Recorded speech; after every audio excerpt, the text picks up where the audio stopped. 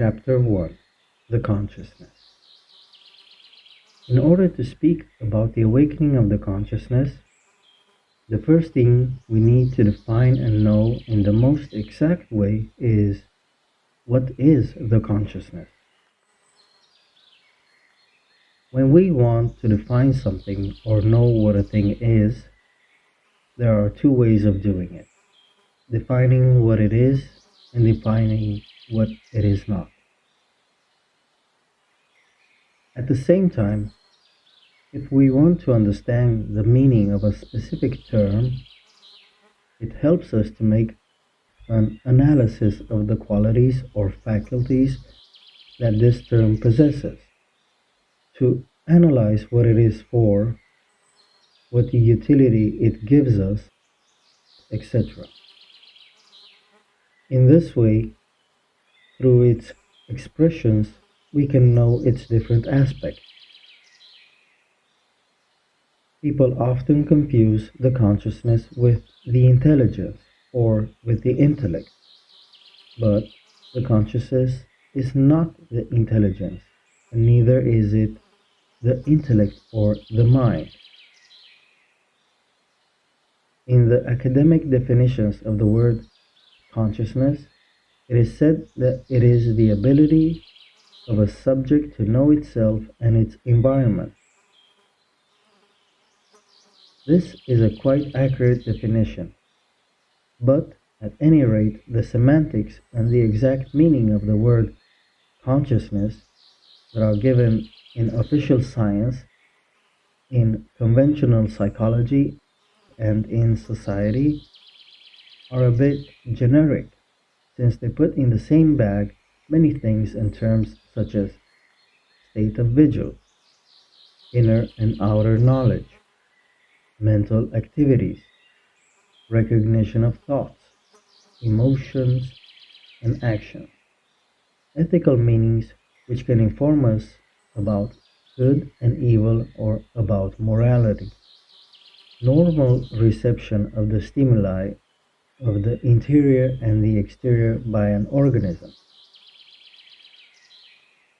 The word consciousness comes from Latin conscientia, with science, which means shared knowledge, and which in turn comes from the term cum scientia, which means with science or with knowledge. The Latin word scientia comes in turn from Greek word, which is composed of the prefix with and the word, which means information or knowledge, thus forming the meaning with knowledge. In Spanish, the analysis of the word consciousness is very easy, since it is the union of the two words, con ciencia, that is, with science, or as the Master Lakshmi said, according to science. If we are looking for an esoteric definition of the word consciousness, let us see what the Master Samael Enveor tells us in this respect. We affirm that the consciousness in man is beyond all doubt and without fear of being deceived, a very special kind of apprehension of internal knowledge, totally independent of all mental activity. And further, on the Master Samael, in his book Fundamental Education, describes for us some faculties of the consciousness. The faculty of the consciousness permits us the knowledge of ourselves. The consciousness gives us integral knowledge of what is, where it is, what is really known, what is certainly ignored.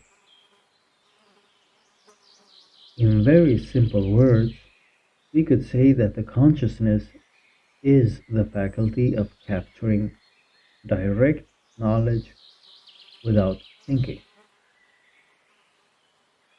And arriving at the maximum of simplicity, I dare say that the expression of the consciousness, of being conscious of something, is to realize.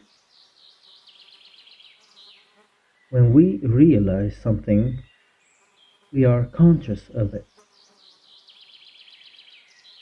In Greek, there is a verb that expresses the phrase I realize.